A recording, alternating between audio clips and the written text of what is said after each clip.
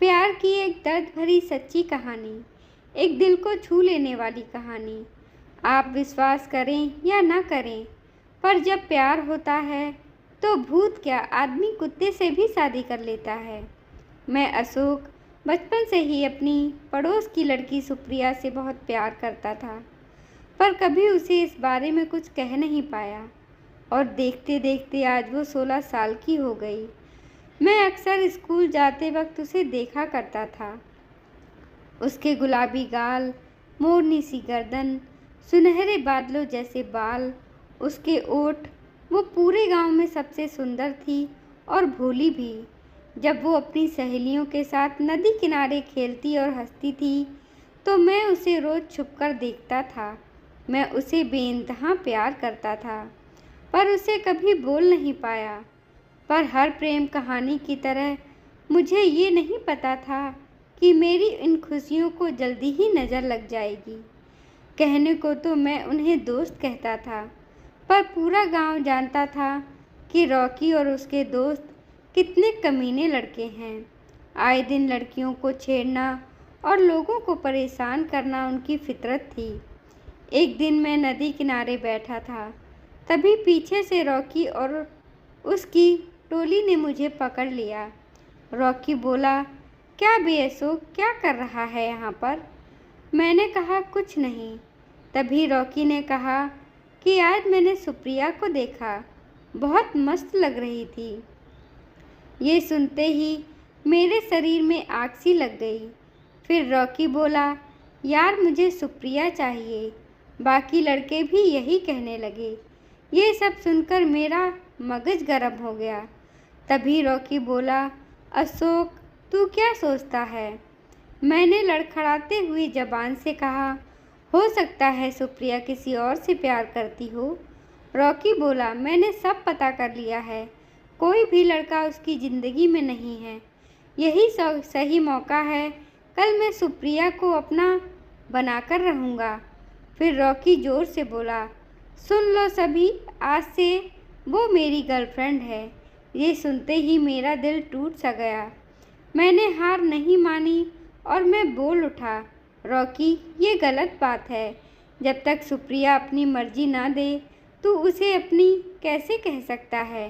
पहले सुप्रिया हाँ तो कर दे तुझे। मेरी बात सुनते ही सभी लड़के भी यही कहने लगे, जिसे सुनकर रॉकी बोला, ठीक है, इसका फैसला हम कल करेंगे। मैं काफ़ी डरा हुआ था कि कल क्या होगा, और इसी कारण रात भर सो नहीं पाया।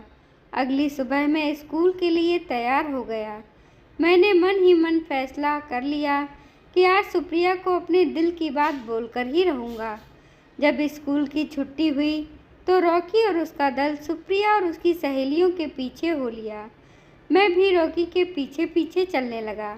काफ़ी देर चलने के बाद जब काली कब्रिस्तान आया तो रॉकी अचानक से सुप्रिया के सामने आकर उसे रोकने लगा। मैंने ये सब देख रहा था। सुप्रिया ने रॉकी से रोकने का कारण पूछा तो रॉकी ने उससे सारा हाल कह डाला। तब तक मैं भी वहां आ पहुंचा। मैं सुप्रिया और रॉकी को देख रहा था। सुप्रिया भी मुझे देख रही थी। तभी सुप्रिया ने कहा कि मुझे मंजूर है। ये सुनते ही मेरे पैरों तले ज़मीन खिसक गई। मेरा सब कुछ लुट गया। क्या मेरे बचपन का प्यार लुट जाएगा?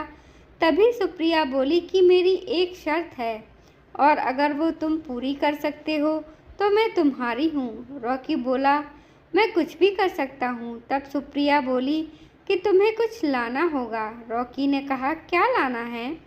सुप्रिया बोली, सामने काली कब्रिस्तान है, ठीक रात 12 बजे तुम्हें वहाँ से एक लेटर लाना है, और अगर वो लेटर तुम ले आए तो मैं तुम्हारी। मैंने और रॉकी दोनों ने ये बात सुनी।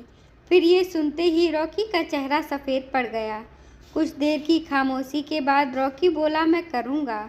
सुप्रिया बोली, ठीक है, फिर मिलते हैं लेटर के साथ। सुप्रिया ने मुझे देखा और हंसते हुए बोली, तुम भी जा सकते हो अशोक। रॉकी बोला, ये क्या लाएगा? सुप्रिया, देखना, मैं ही वो लेटर लाऊंगा तुम्हारे लिए। मुझे नहीं पता था कि वो मुझे भी ऐसा कहेगी। अब तो मैं भी रेस में था।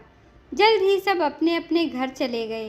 रात हो चुकी थी और मेरा दिल भी घबरा रहा था। मैंने थोड़ी हिम्मत की और काली कब्रिस्तान की ओर चल दिया। जब मैं वहां पहुंचा तो सभी लोग वहां पहले से ही मौजूद थे। सुप्रिया, उसकी सहेलियां और रॉकी और उसके दोस्त। रॉकी बोला, तो तू आ गया अशोक। तभी सुप्रिया बोली, चलो अब मैं तुम्हें बताती हूँ कि क्या करना है। जब तुम ऊपर की ओर जाओगे तो तुम्हें एक मूर्ति मिलेगी। वहाँ से तुम मोमबत्ती और माचिस ले सकते हो। उसके बाद तुम जब थोड़ी दूर और चलोगे तो तुम्हें एक कब्र मिलेगी। उसी के ऊपर एक लेटर मिलेगा। जो भी उस लेटर को लाएगा वही मेरा दोस्त बनेगा। ये सुनते ही बाकी सभी लड़के भाग खड़े हुए। सिर्फ मैं और रॉकी बचे, इसलिए अब हम दोनों के बीच ही मुकाबला रह गया था। कुछ ही देर में मुकाबला शुरू हो गया और रॉकी तेजी से भागने लगा। रात का वक्त था और चारों ओर अंधेरा, सिर्फ चांद की रोशनी के कारण कुछ कुछ नजर आ रहा था। मैं भी जोश में था और रॉकी को टक्कर दे रहा था। तभी एक सांप निकलकर मेरे आगे आ गया और इसका फायदा उठाकर रॉकी आगे निकल गया और मूर्ति तक पहुंचकर मोमबत्ती उठा ली। जैसे तैसे मैं सांप से बचा और जब मैं मूर्ति तक पहुंचा देखा वहां कोई और मोमबत्ती नहीं है। अब मेरे पास कोई और चारा नहीं था। करो और मरो की बेला आ चुकी थी, इसलिए मैं अंधेरे में ही उस कब्र की ओर निकल पड़ा। मुझे अपने प्यार पर भरोसा था। तभी मैंने रॉकी की चीख सुनी। वो चिल्ला रहा था, भागो चुड़ैल चुड़ैल। ये सुनते ही मेरे हाथ पांव फूल गए। मैंने देखा रॉकी तेजी से मेरी ओर भागते हुए आ रहा था और अचानक मेरी ओर रुकते हुए बोला, अशोक भाग यहाँ से। और वो नीचे की ओर भाग गया।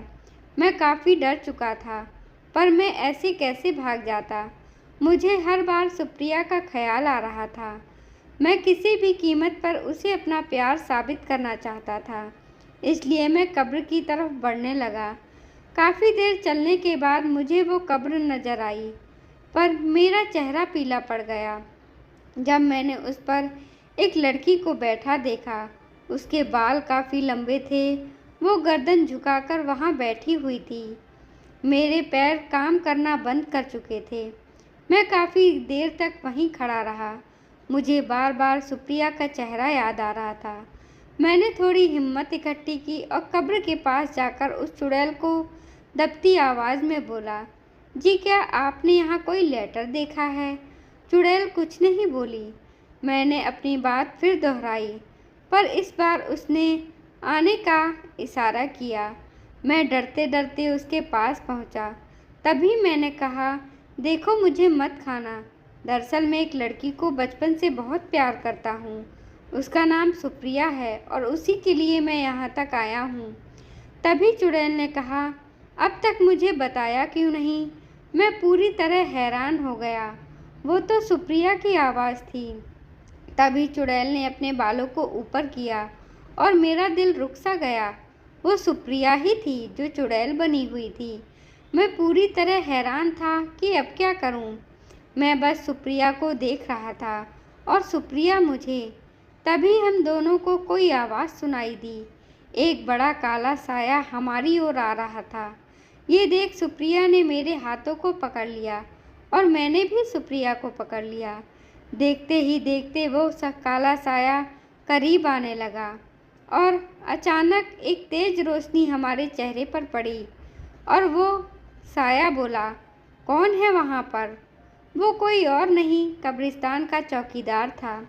उसे देखते ही मैं और सुप्रिया तेजी से भाग खड़े हुए। हम काफ़ी देर तक भागते रहे, फिर घर पर आकर ही रुके। वो बिना कुछ बोले अपने घर चली गई और मैं भी अपने घर आ गया। मैं सारी रात सोया नहीं। अगली सुबह मैं स्कूल के लिए तैयार हो गया। जब मैं स्कूल पहुंचा तो वो पहले से ही वहां पर थी, पर वो कुछ बोली नहीं। जल्द ही स्कूल की छुट्टी हो गई। मैंने उसे हर जगह ढूंढा, पर वो नहीं मिली। मैं निराश होकर घर की ओर जा ही रहा था कि मुझे एक आवाज़ सुनाई दी। वो सुप्रिया ही थी। मुझे भरोसा नहीं हुआ। वो मेरे पास आई और कहा, अशोक कहाँ जा रहे हो? मैंने कहा घर। सुप्रिया बोली मैं भी चलती हूँ। तभी मैंने कहा सुप्रिया, मुझे तुम्हें कुछ कहना है। तभी सुप्रिया ने मेरे होठों पर अपना हाथ को रखते हुए कहा, मुझे पता है तुम्हें क्या कहना है। मुझे पता चल गया था कि वो भी मुझे बहुत प्यार करती थी। कभी कभी जुबान का काम सिर्फ आंखों से ही हो जाता है। उसका हाथ मेरे हाथ में था और हम अपने घर जा रहे थे। धन्यवाद दोस्तों। आपको यह कहानी कैसी लगी कमेंट बॉक्स में ज़रूर कमेंट करें। धन्यवाद।